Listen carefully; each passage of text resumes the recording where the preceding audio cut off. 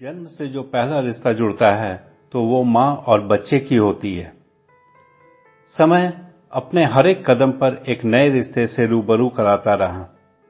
पिता, भाई बहन, फिर मौसी बुआ, ताई चाचा। जब खुद के पांव पर चलना सीखा तो कई और नए दोस्त बने।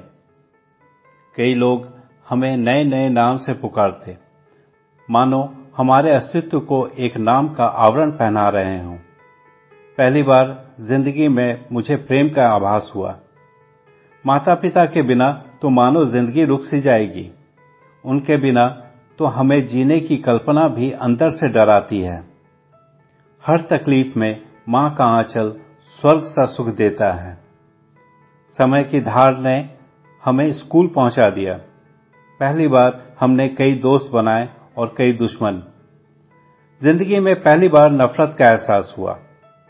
नाम का आवरण अहंकार में परिवर्तित होने लगा। अब दोस्तों के बिना जिंदगी अधूरी सी महसूस होने लगी। बचपन का वो निश्चल प्रेम और निर्भयता अब अहंकार के दामन में डर को पालने लगी।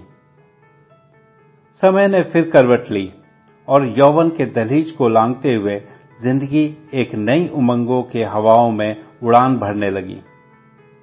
खूबसूरत प्रेमिका पाते ही मानो ऐसा लगा जैसे जीवन की सार मिल गई। अगर वो न मिली तो जीवन का कोई मतलब ही नहीं है।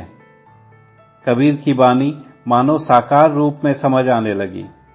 2.5 अक्षर प्रेम का पढ़े सो पंडित होए। बहरहाल नजदीकी बढ़ी तो पता चला शायद ये वो नहीं है जिसकी मुझे तलाश थी, और शायद उसकी भी भावना हमारे लिए ऐसी ही होगी। फिर नई तलाश और फिर नई। जिंदगी के साथ अपने नाम का गुमान भी बढ़ता गया और उसके दामन में पलता हुआ डर भी, खोने का डर। शादी हुई तो पत्नी से मोह बढ़ता गया, फिर बच्चे से मोह बांध ली। फिर से एक बार ऐसा लगने लगा कि इनके बिना तो जीवन हो ही नहीं सकता। प्रेम ने फिर से अपना रूप बदला। लोगों ने मुझे बताया कि मां का प्रेम अलग होता है, पिता का अलग, भाई बहनों का अलग, पत्नी का अलग और दोस्तों का भी प्रेम अलग होता है। मन ने सवाल किया, प्रेम के इतने अलग रूप कैसे हो सकते हैं और ये इतनी परिवर्तनशील कैसे हो सकती है? कभी मां के बिना जीवन नहीं लगता है, तो कभी पत्नी या प्रेमिका के बिना, तो कभी दोस्तों के बिना, तो कभी बच्चों के बिना। कबीर कौन सी प्रेम की बात करते हैं? जिस प्रेम को हमने जिया है वो तो मेरे ही स्वार्थी भावनाओं से लिप्त है। हर पग में इसने हमारे अंदर डर को ही पैदा किया है और उसको ही सींचा है, तो मैं इसमें ईश्वर को कहां ढूंढूं? जीवन मानो प्रेम की मृत तृष्णा को ढूंढते हुए पानी की बूंद की तरह इस मरुभूमि में दफन हो गई।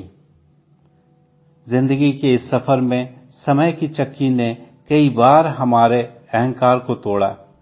कई बार इसने हमारे समझ और ज्ञान को धूल बनाकर हवाओं में बिखेर दिया। जीवन के इस आपाधापी ने मुझे खुद के सामने खड़ा कर दिया। जीवन में पहली बार मैंने हारा हुआ महसूस किया। आंखों में आंसू लिए मैं खुद के अक्ष को अपने जीवन का डोर सौंप दिया। आंखों से आंसू बहती रही और मन मानो समुद्र सा शांत और शीतल होता चला गया। मन अपने बचपन को महसूस करने लगा। वो निश्चल प्रेम, वो निर्भयता, न खोने का डर, न पाने का स्वार्थ, वो निराकार प्रेम, वो सरल जीवन। सरलता और समर्पण ही जीवन की आधार है और शायद ईश्वर तक पहुंचने का रास्ता भी।